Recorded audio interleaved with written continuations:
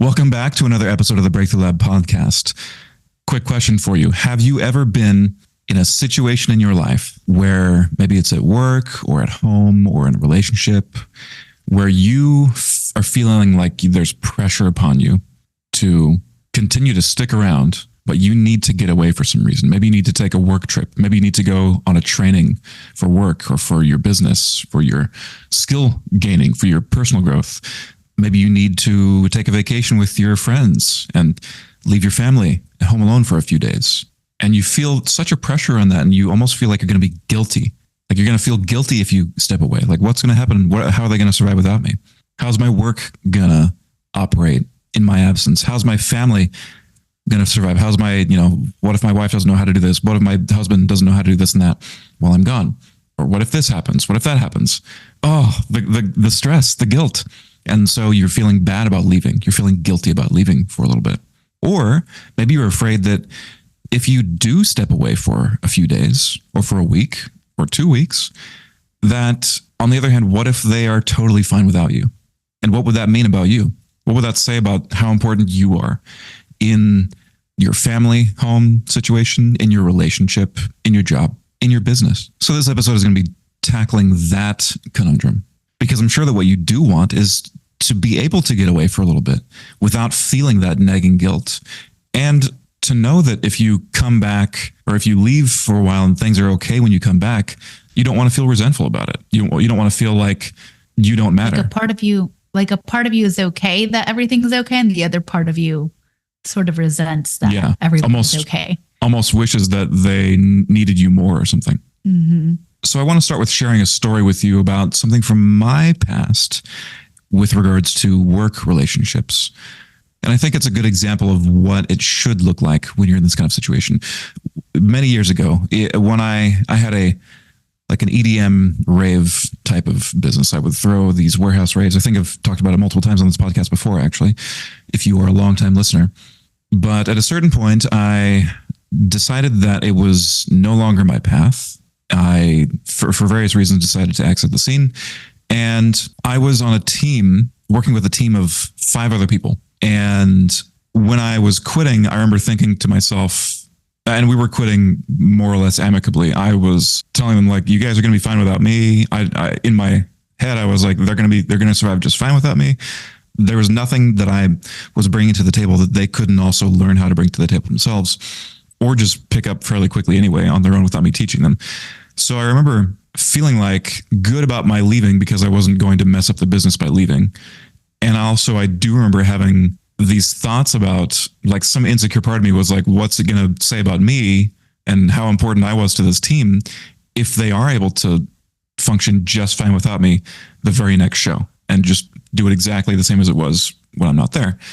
And then I also remember thinking after that, kind of working myself through this, thinking that this is something I just have to let go of because I'm deciding to step away, and that's how it is. And I do want them to do well going forward. Like, I want them to have a successful rave business without me. I'm not departing from this wishing ill upon them. And so what happened was they did just do just fine. They did figure it out just fine. And I didn't have any problem with that. I was happy because I got what I wanted and they were continuing to have the successful business.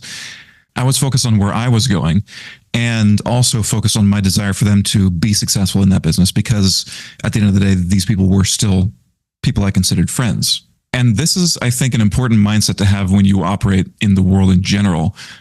I remember hearing long ago, you should strive to leave everyone in the world better than when you first found them, better than when you first met them. And so what would it say about me if I was departing from that business and wanting them to fail? It certainly would mean that I, first of all, say quite a few things about me, but also it would not be me leaving them better than when I found them. I've integrated all of my know-how and skills and stuff into that business and let them go with that. That's kind of fulfilling that mantra. And so for them to do well without me is a good thing. I believe we should all want success for everyone in the world, whether or not it's an ex-relationship partner or an ex-business partner or family member or anything. Someone you don't know, a person maybe even who wronged you, or someone you don't like, maybe a bully. wishing well for everyone is a very important thing for your higher self. And it's really wishing well for yourself at the end of the day when you do that. And so this is how I move through the world. That's how I was moving through the world at that time. And this was about 8 years ago. So well into my personal development journey, and still with a huge gap in what I've learned even to this day. And it's really it's one of the most fundamental paradigms that I think we should all incorporate, this idea of wanting other people to be successful, whether or not they're dependent upon you, whether or not it means whatever it says about you and your value to that person, that business relationship, whatever. And so you might be listening to this and thinking, well, that's a little bit different than my situation because you were leaving the business altogether and you didn't plan on coming back. But I want to step away for a little bit. I need to go on this training seminar. I need to go travel to Italy for 2 weeks for a business thing. I need to go on this trip with my girlfriends and leave my family at home for a week or whatever. Yeah, I hear that a lot. I want to get away, but especially, I think as a female, as a mom, sometimes we take that role, and not to say that, only females do this, but it's just something that I do commonly see, that a mom will want to get away, right? They want to go on a trip with friends, or maybe, it's a bachelorette, but it's an out of town bachelorette, and that'd be kind of cool.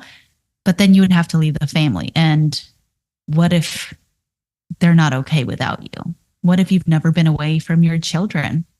What if you have been away, but not for that long? Or there's just something going on and you feel like you can't really miss it because they won't be okay without you. This can also happen with work. I know, I used to feel that way. I appreciate, Joshua, you sharing your story because, I think being that vulnerable can help others really understand that they're not the only ones who may feel that way about something. And it's okay to have these thoughts. And it's even better to catch yourself in the middle of them and think about what you want instead. Focus on what you want, not on all of the doom and gloom. And I used to be that way myself, where I struggled a lot with work, because when I would be working, I would be thinking about, especially if I had to work late, I'd be thinking about, oh my gosh, I feel so guilty that I'm working instead of being with my family. I'm such a terrible mother. I'm such a terrible wife. They're not getting me. And then when I would finally unplug and go with them, I wasn't really unplugging, because then all I could think about was all of the things I still had to do at work. Mm-hmm. And so then I wasn't fully present. And this is something that, I think a lot of us face, especially when we have big dreams, big goals. We're high achievers and we care so much. We want to be everything to everybody. And so the question would be, if you're struggling with these sorts of things, with feeling like, oh my gosh, what if I can't get away? Or what if, things aren't okay when I go away? What if what your family needs is for you to go away so that they have an opportunity to figure things out without you? What if your family just needs you to continue working and finish your work so that you actually can be present with them whenever you get to be with them? Because you are feeling congruent. You got done what you needed to, instead of forcing yourself to step away when you didn't feel ready. And then feeling the weight of all that, what isn't finished yet in work while you're interacting with your family. Mm-hmm.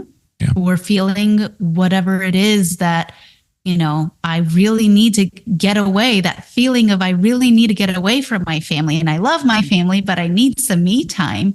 And then feeling resentful about it, feeling resentful because you're not giving yourself the chance to go. And then when you go, maybe you realize that everyone is fine without you. And then you are like, what? Same thing, like what you just shared. Like, what?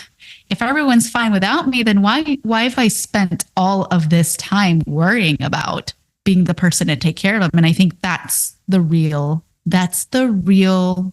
gold in this, is what indeed people are really okay without you, then what does that say about you?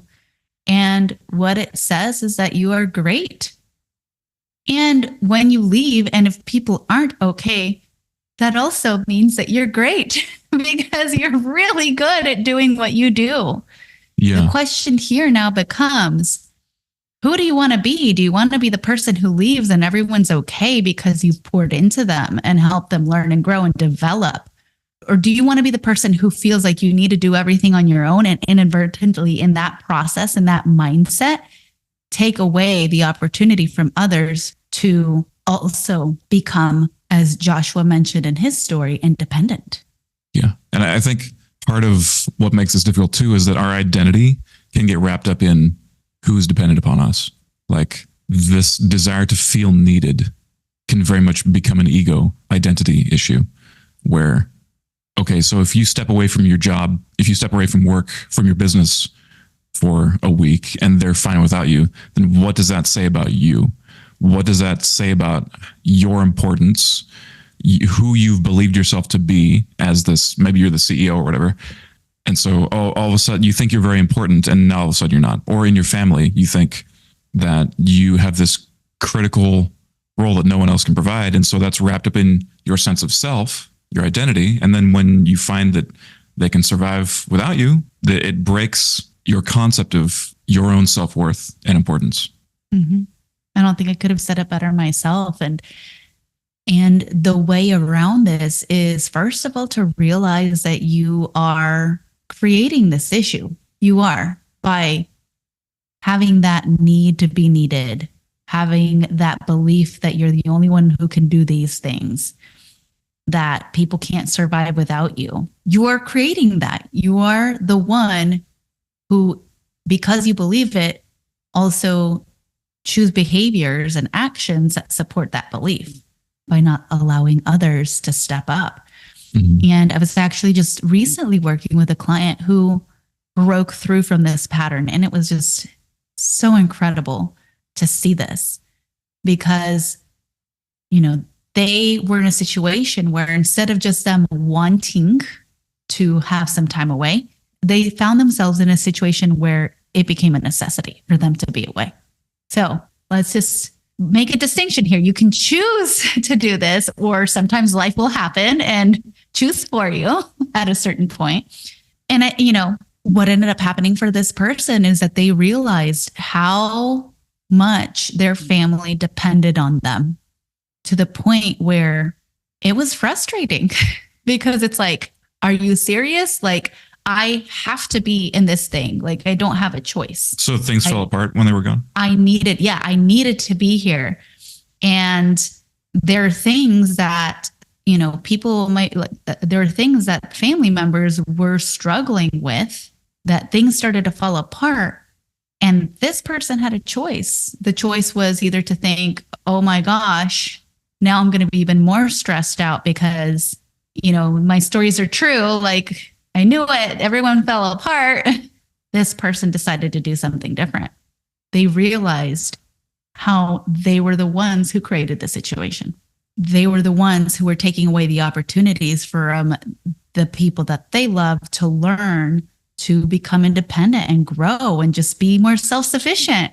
And we're even able to think about it like, okay, so 5-10 years down the road, where are my kids going to be at if I continue to do all of these things for them? They're going to be so overwhelmed because they have not built any of the habits that are so simple enough that I can do them, also simple for them to learn right now, to get ingrained now so that they don't have to figure out how to be an adult, right? The whole adulting thing all at once in one fell swoop and learn all of these behaviors. And that's what happens. And that's just one example, right? This is a family example that I'm sharing from a client. And I was just so happy to see how what we're talking about, Joshua and I had already started planning this topic before that happened. And so it's always really cool to see that play out in real life, exactly what we're talking about, and seeing somebody make that breakthrough.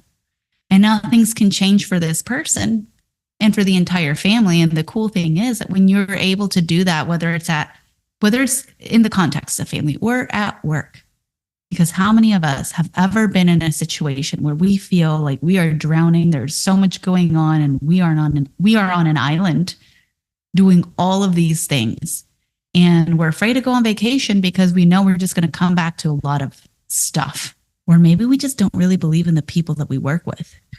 Maybe we just don't have somebody that we trust that could actually help us, because at a certain point, your job was getting done without you there. So could it be that your job could get done without you there as well? Yeah, especially now with AI coming to the forefront of society. I remember when I used to work for a wilderness photographer, and at a certain point, I think I've shared this story too, the entire web development department, including myself, got let go. And we thought to ourselves, like, what's he going to do? How's this going to work? How's that going to happen? Is he going to hire more people? He didn't hire any new web development people. He just switched to Squarespace and put his entire website on Squarespace. And it was a piece of junk, and yet it got done. And the boat was sailing just fine without us there. And I didn't, to be clear, I didn't feel resentful about this at all. It's just reiterating the point that, they're going to find a way to survive without you. So it doesn't do you any favors to feel resentment about anything like that. Yeah, I was working with a client who had an opportunity to really progress their career in their job. They had a career opportunity come up, and they almost didn't take it. Because they were worried about what would happen to everybody else when they took that position. And not just in the context of what would happen to them, but it was a very specific situation where they knew eventually they would be leaving. So their reasoning was like, well, I can't take this opportunity now because I'm planning on leaving at some point down the road, and then everyone's going to be screwed. But these are the things that we think about. We start to create these problems, these obstacles where we say, well, I'm going to hold myself back from my happiness because blank. And a lot of the time, it's not always about feeling like, you have value, you add value, you're needed, that sort of thing. Sometimes it is also because you genuinely care and you're worried. But I think it's beneficial to reflect on what are the actual priorities here. For instance, in the case of this person, they were putting other people's interests ahead of their own or their family because they felt like it was going to be on them. And when you start to do things like that, when you start to put other people's interests ahead of your big grand vision and your, family, that also can lead to resentment. You're out of integrity. Absolutely. And so, yes, there's always going to be a time and a place that we need to have some sort of sacrifice, if you will. Like, we've all done it. Sometimes we have to do things that we wish we didn't have to do because of whatever's happening. It all revolves around context. And the question that I would ask you, is this a one-time thing for a very specific situation that happens? Or is this something that you're doing all the time? Is this something that you're going to do that will impact you all the time when you're making a decision like this? Yeah. And so one of the first things you should do when you're out of integrity like that, when you're living out of integrity with your own self and your own values and priorities, is to become empowered and become at cause.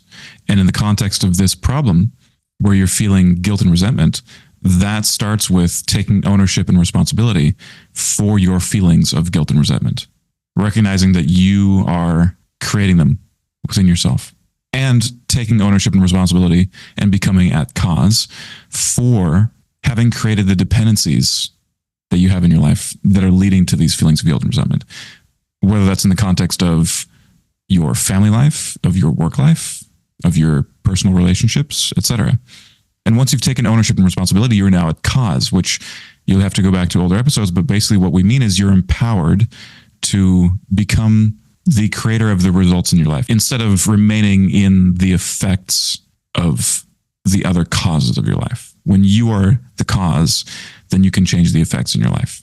Yeah, reasons versus results. Are you getting results, or are you just giving reasons for why you can't get those results? Yes.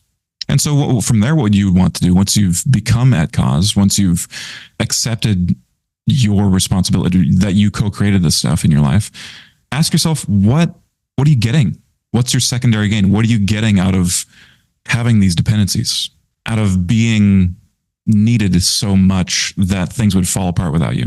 If you are in a situation where you would step away for a week and then feel resentful when you come back and things are fine, what are you getting out of keeping that mindset where you need to be needed? What's the secondary gain there? Because it's actually not serving you, and it's not serving the people who quote unquote depend on you. In fact, they're going to feel more empowered when you do step away and give them the opportunity to learn the things that they need to learn without you. And from there, you can begin to question the story that you've been telling yourself. I'm the only person in my company who can do this and this, either altogether or in the certain way that is going to make it work or whatever. It's only me who can do it. I'm the one, or I'm the only person in my family who can do this and that in the house or whatever. And it may be true at the time. Yeah. And it might not. And so ask yourself, is that true? And if it is, how can you change that? Yeah. Who can you empower by giving them the opportunity to grow as a person by learning how to do this thing that you think that only you can do? It can be as simple as things around the house. For example, one of the things that we do in my household, we have my little one, Leo. He's 4.5. And one of his chores is he always cleans up the table after himself. And he feeds our dog, Ellie, and he wipes the table down. Wiping the table down is a newer one. And I can't tell you how excited he was whenever we taught him how to do this thing. Now, that excitement waned eventually, and he still does it, right? It's just as easy for me or my husband to do any one of those things. It's just as easy for us to think, oh, I've got to do this and I've got to do that. And it was also pretty simple to help Leo learn how to take his dishes to the sink, how to feed our dog Ellie, who he loves and adores, and then how to wipe down the table so that everyone feels like they're contributing. Mm-hmm. So this is a situation where it would really empower the other person and you for them to learn these skills. Maybe you're in a situation where you feel like you need to be depended on, like maybe in your job. Maybe you're an employee. And I remember feeling this way too. If you're an employee, you might feel like you need to be needed for your own safety, security, and well-being. Your own ability to get the bag, as it were, make money and provide an income for your household, to pay rent or whatever, pay the bills. And so what do you do when you feel like that's the secondary gain? It's like, well, duh, I need this to be able to survive. I need to be needed. Well, I would direct you back again to this idea of how I and a great many other people who are living happy, fulfilled lives live their lives, which is leaving the world better than when you first found it and creating a positive influence everywhere, creating positive changes. And whether or not, if you depart from a given situation, whether it's your choice or somebody else's choice that you're departing, leaving them better than when you found them. And understanding too that, in the situation where you are depending on financial income for your own survival, recognizing that you're going to figure out a way no matter what. Because if you have any other mindset, you're going to have a very hard time. Yeah, and maybe even figuring out if that's in alignment with your values, to be a part of a culture where there's no collaboration, because then you might not be valuable anymore. Yeah. Yeah, I remember when I was first starting one of my businesses, my mentor at the time, actually I was in a group of people, so it wasn't me who asked this question, but somebody asked the question of like, they were really needing to get new clients. It was critical for them that they got that income. And so they would go into sales calls with new potential clients feeling very needy, and they would constantly not get the sale because obviously, how energy works and stuff like that. But they would, they're freaking out in this group and like, how do I be non-needy on these sales calls? I don't understand, because I do need these clients. I need this money. And the guy said something that was brilliant. and something I kind of already resonated with, but never had really put into words in my head or out loud. And it was that whether or not you had this sales call lined up, you were going to figure out a way to make it work anyway, regardless. Like if this sales call were not happening, you were going to find a way to pay the bills and make it work. So ultimately this sales call could totally bomb and you're still going to find out a way to make it work anyway. So just remembering stuff like that when you are in that situation where you feel like you need to be needed. And I don't think I have to explain to you why that is not a good mindset or approach to relationships, whether it's business or interpersonal. This need to be needed. And so understand that whatever you think the secondary gain is, survival or your own personal safety and well-being, it's not actually serving you to keep that. And again, fall back on this way of being where you are leaving people better than when you found them. Always wish for the best for other people. And you can find specific ways to reframe yourself to this specific situation. For example, whenever I decided to make the commitment to become a master practitioner of NLP, it was a 14-day training, 14 10-hour days with 1 day off. And I would have to travel the day before the training and leave the day after. So it was 16 days away from my family. I had never been away from my family, especially after becoming a mom, right? Never been away from my son for 16 days. And I was going to miss my mom's birthday. And the list goes on. There are so many reasons that I could have given myself to not make that commitment, to say, no, I can't do it. Not going to do it. People are not going to be okay without me, my son, guilt, whatever. And instead, what I focused on was the skills that I was going to learn as a result of this training was going to make me a better parent. It was going to make me a better daughter. In fact, that's one of the things I told my mom. I said, hey, there's this thing. And as a result of it, this is how I'm going to be able to help you. And so when I come back, even though I'm going to miss your birthday party, I would like to give that to you as a birthday present, if you would be okay with me missing your birthday this year in order to do this. And she was like, she took me right up on that. And sure enough, as soon as I got back, she's like, when are we doing this? And we did. And the changes for her were freaking incredible. Doing a breakthrough session? Yes. I mean, what we were able to do, because there were things that were going on that she hadn't told me about. Mm-hmm. That I had no idea were happening because, sometimes humans tend to do that, not share what they're going through, or pretending like things are better than they are. And that's, neither here nor there. It's a thing. And little did I know that by going and doing this, how much of an impact I was actually going to have. And I was so grateful that I chose that mindset to believe in that.